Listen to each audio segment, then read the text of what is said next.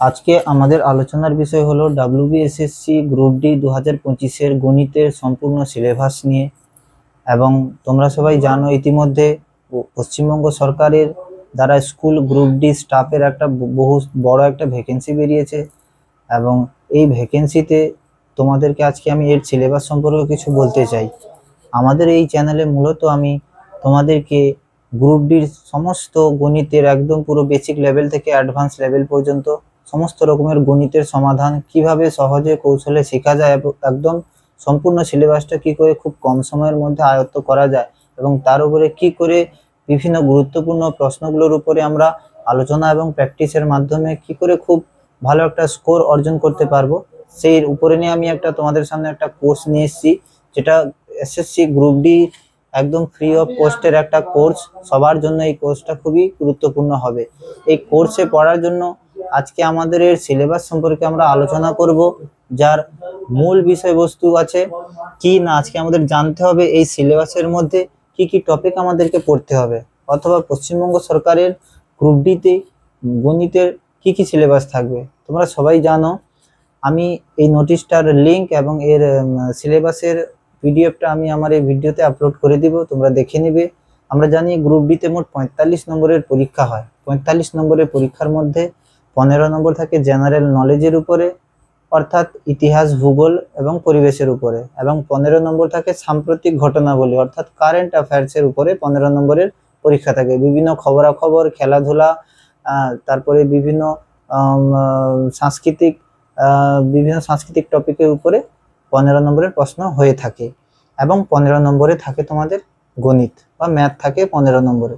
এই 15 নম্বরে এবং পুরো পরীক্ষাটা ওএমআর বেস্ট। 15 নম্বরে আমাদের কি করে, অনেকে আছো গণিতের দুর্বল আছো, অনেকে আছো যারা গণিতের কিছুটা জানো বাকিটা জানো না, আবার অনেকে আছো এক দুটো টপিক ভালো করে জানো কিন্তু বেসিক লেভেল থেকে জানো না, কার ক্যালকুলেশন আটকে যায়। এই সমস্ত বিষয়ের উপর নজর রেখে একটা ফ্রি কোর্স গণিতের আমি এনেছি এবং এই কোর্সে আমরা সম্পূর্ণ সিলেবাসটা কভার করানোর চেষ্টা করব। তো প্রথমে আমাদের জানতে হবে আমাদের এই গ্রুপ ডিতে কি কি সিলেবাস থাকবে গণিতের। নাম্বার সিস্টেম অর্থাৎ সংখ্যার উপরে নির্ভর করে আমরা পড়েছি অখণ্ড সংখ্যা, বাস্তব সংখ্যা, তারপরে পূর্ণ সংখ্যা, এইসব সংখ্যার উপরে ভিত্তি করে বিভিন্ন প্রশ্ন আমরা আলোচনা করব। সিম্পলিফিকেশন মানে হচ্ছে সরল করা। আমরা সরল করার নাম তো শুনেছি, যোগ, বিয়োগ, গুণ, ভাগ, বদমাশের নিয়ম, এইসব কিছু এই সরল করাতে আলোচনা করব এবং কিছুটা অ্যাডভান্স লেভেলের সরল করা আমরা আলোচনা করব। ডেসিমিল হচ্ছে তোমার দশমিক ভগ্নাংশ নিয়ে আলোচনা করব আমরা। তারপর আছে তোমাদের ফ্র্যাকশন আছে, ভগ্নাংশ আছে, এলসিএম এইচসিএফ অর্থাৎ লসাগু গসাগু নিয়ে আলোচনা করব, এভারেজ বা গড় নিয়ে আলোচনা করব, সমানুপাত অনুপাত যেটাকে আমরা রেশিও আর প্রপোর্শন বলছি সেটা নিয়ে আলোচনা করব। আর কি আছে, পার্সেন্টেজ বা শতকরা আছে, প্রফিট লস আছে, ডিসকাউন্ট আছে অর্থাৎ লাভ ক্ষতি আছে। তোমরা জানো লাভ ক্ষতি 19 সিলেবাসে আছে, কিন্তু পুরনো এর আগের সিলেবাসে কিন্তু নিচু ক্লাসে প্রফিট লস ডিসকাউন্টের কিছু অঙ্ক থাকতো। সিম্পল ইন্টারেস্ট বা সরল সুদ এগুলো আগে কিছুটা থাকতো এবং এর উপরে আমাদের জানতে হবে। টাইম অ্যান্ড ওয়ার্ক আর ডিস্টেন্স হচ্ছে সময়, কার্য আর দূরত্ব, এটা তো আছে 7-8 সিলেবাসে। তো এইসব কিছু নিয়ে আমাদের এই গণিতের সিলেবাস। এর মধ্যে গুরুত্বপূর্ণ দিয়ে আমাদের যেটা শিখতে হবে সেটা হচ্ছে, এবং যেটা অনেকের কাছে কঠিন হয়ে দাঁড়ায়, যেটা হচ্ছে অ্যাভারেজ, সমানুপাত অনুপাত, percentage, profit loss, simple interest আর টাইম অ্যান্ড ওয়ার্ক। এই কটা চ্যাপ্টার থেকে কিন্তু ম্যাক্সিমাম কোশ্চেন এইখান থেকেই থাকে। বাদ বাকি এগুলো একটু সহজ চ্যাপ্টার, কিন্তু এগুলোতে প্র্যাকটিস বেশি করতে হয়।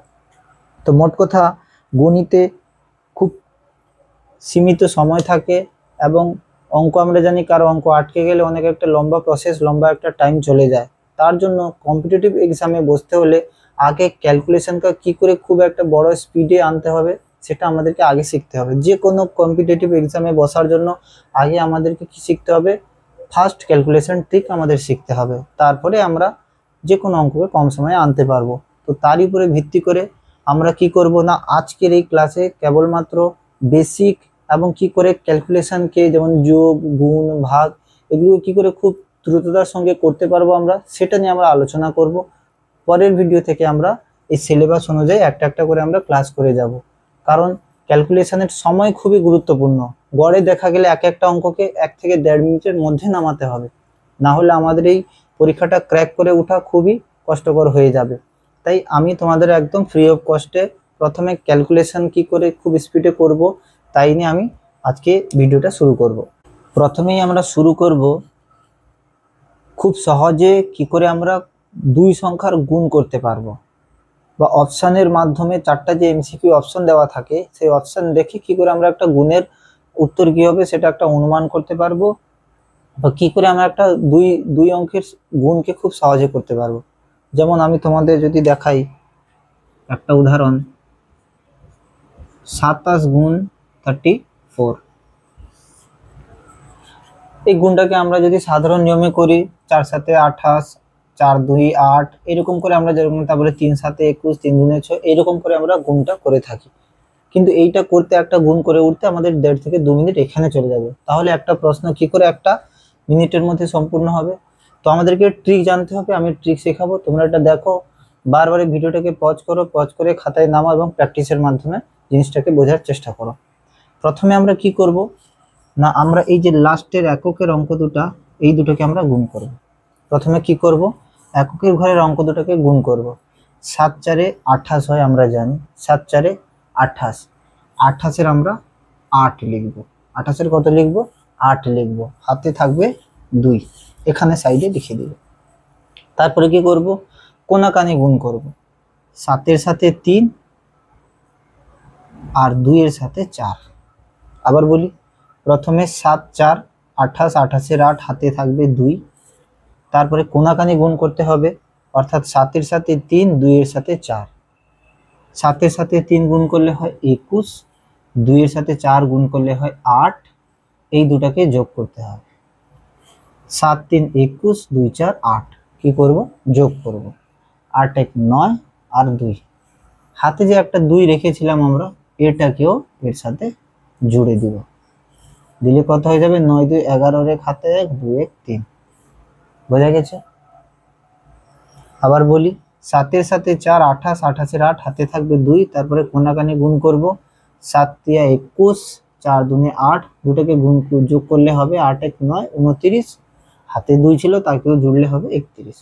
এই 31-এর কত বসাবো? 1 বসাবো। 31-এর কত বসাবো? না 1 বসাবো। হাতে থাকবে 3, হাতে কত থাকবে? হাতে থাকবে 3। তারপরে কি করব লাস্ট, তারপরে আমরা কি করব? 2 3-কে গুণ করে দেব। কি করব? 2 3-কে গুণ করে দেব। 2 3-এ গুণ করলে 6, হাতে ছিল 3, 6 3 যোগ করলে হয় 9। উত্তর হয়ে গেছে আমাদের 918। আবার বলছি কি করলাম, 7 4 গুণ করলাম 28, 28-এর 8, হাতে 2।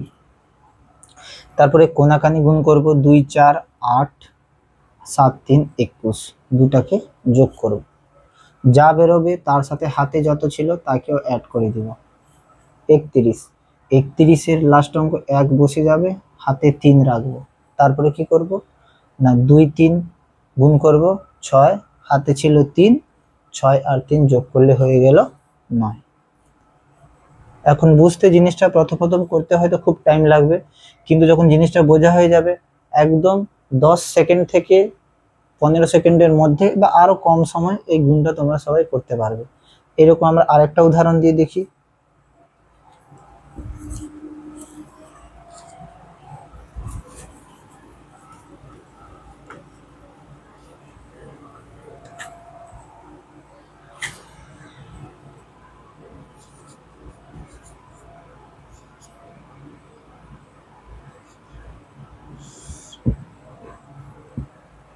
কি করব আমরা, 9 8 গুণ করব। 9 8 72, 72-এর 2, হাতে 7। কোনাকানি গুণ করব, 5 8 40, 9 2 18, দুটোকে অ্যাড করব। 8 4 1 5 58, 7-কে আবার অ্যাড করে দিব। 8 7 15, 5 হাতে 1, 5 1 6 65, 65-এর 5 বসাবো, হাতে থাকবে 6। তারপরে কি করব, 5 2 10, 10 আর 6 16। আশা করছি বোঝা গেছে। আমি আরো একটা দিচ্ছি, এক দুটো, এটা তোমরা প্র্যাকটিস করবে স্ক্রল করে।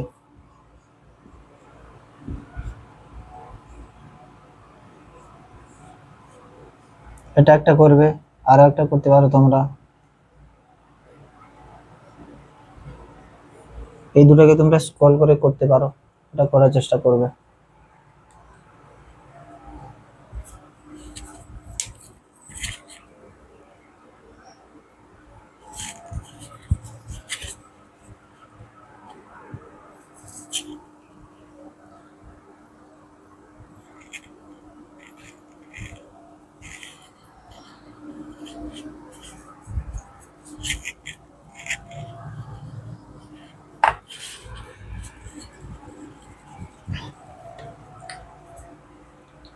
এরপরে নেক্সট যেটা খুবই গুরুত্বপূর্ণ জিনিস আমাদের হচ্ছে ইউনিট ডিজিট বা এককের ঘরের অঙ্ক। এই কনসেপ্টটা কিন্তু থাকা সবারই দরকার, কারণ এটা এমন একটা পদ্ধতি যেটা কিনা আমাকে বাই অপশন অর্থাৎ চারটা যে উত্তর দেওয়া থাকবে সেখান থেকে সেই উত্তরে দেখেই আমরা বলতে পারবো যে আমার উত্তর কোনটা হবে।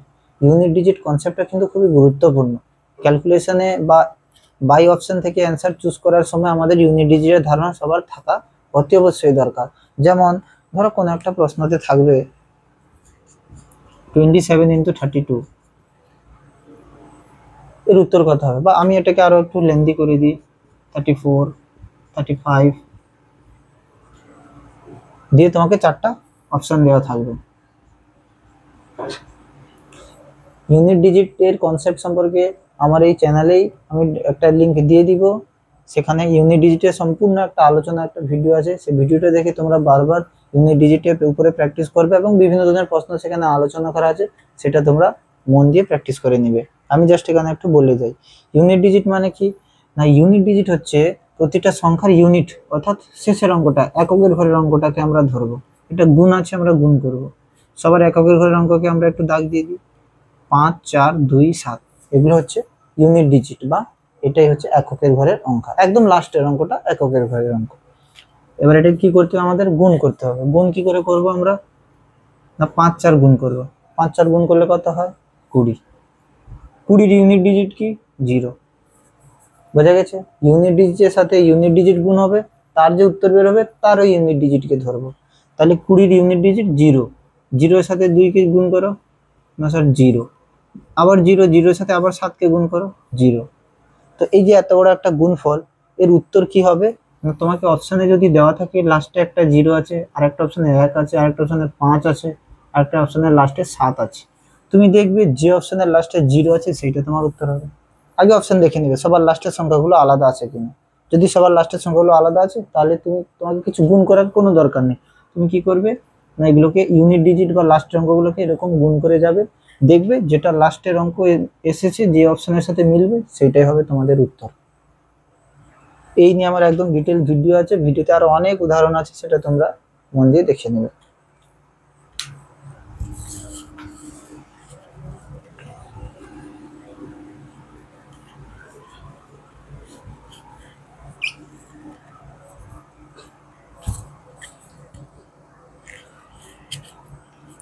এরপরে আমরা কি করব না, বিভাজ্যতার নিয়ম পড়ব, ডিভিজিবিলিটি রুল পড়ব। ডিভিজিবিলিটি রুল কি,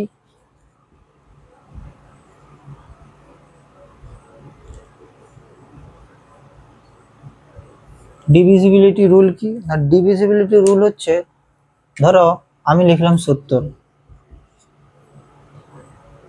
এই 70কে কি আমি 2 দিয়ে ভাগ করতে পারবো? বুঝবো কি করে আমি? এই 70কে কি 4 দিয়ে ভাগ করতে পারবো? এই 70কে কি 8 দিয়ে ভাগ করতে পারবো? এই 70কে কি আমি 3 দিয়ে, 70কে কি আমি 9 দিয়ে, বা 70কে আমি কি 7 দিয়ে ভাগ করতে পারবো, বা 70কে 5 দিয়ে ভাগ করতে পারবো? এটা আমি ভাগ না করে বুঝবো কি করে ভাগ যাবে কিনা? এটা আমি অনেক ছোট সংখ্যা দিলাম, প্রশ্নটা অনেক বড় সংখ্যা থাকবে, 170, 170, 170, আমি বুঝবো কি করে? এটা নিয়েও ডিটেলস ভিডিও দেওয়া আছে চ্যানেলে, ডেসক্রিপশনে, সেখানে তোমরা যাবে, সেখান থেকে চুজ করবে এবং দেখে নিবে। তো আমি একটু সংক্ষেপে বলে দিই, কোন সংখ্যা 2 দিয়ে ভাগ যাবে কি না সেটা কি করে বুঝবো, সেই সংখ্যার লাস্টের অঙ্ক দেখবো। লাস্টের অঙ্ক যদি 2 দিয়ে ভাগ কেটে যায় তাহলে পুরো সংখ্যাটা 2 দিয়ে ভাগ যাবে। কি বললাম, কোন সংখ্যার লাস্ট অঙ্ক যদি 2 দিয়ে ভাগ যায়, মানে 0কে কি 2 দিয়ে ভাগ করা যায় না? হ্যাঁ স্যার, 0কে 2 দিয়ে ভাগ করলে অ্যান্সার 0 হয়। তার মানে এই 170 পুরো 2 দিয়ে ভাগ যাবে। চেক করতে পারো, 2 8 16, 1 10, 2 5 10, ভাগ যাবে। 4 দিয়ে ভাগ যাবে কিনা বুঝবো কি করে? 4 দিয়ে ভাগ দেওয়ার জন্য শেষের দুটা সংখ্যাকে দেখতে হবে 4 দিয়ে ভাগ যাচ্ছে কিনা। কি করব, 70কে 4 দিয়ে ভাগ করে দেখবো, 4 কে 4 হাতে 3, 30, 4 7 28, না 4 দিয়ে এটা ভাগ হচ্ছে না। যদি দুটো সংখ্যা 4 দিয়ে কেটে যেত, মানে ধরো এখানে 170 নেই, এখানে 60 আছে, তো 60 4 দিয়ে ভাগ যায় আমরা জানি, 15 4 60, তখন বলতাম হ্যাঁ এটা 4 দিয়ে ভাগ যাবে। 8 দিয়ে ভাগ যাবে কিনা বুঝবে কি করে? না লাস্ট 3টা নাম্বার দেখতে হবে। 8 দুনে 16, 1 10, না 8 দিয়ে ভাগ যাচ্ছে না। যদি এখানে থাকতো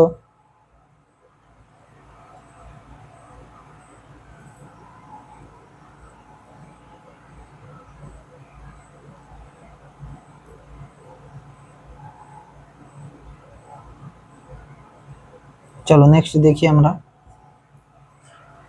170 3 দিয়ে ভাগ যাবে কিনা।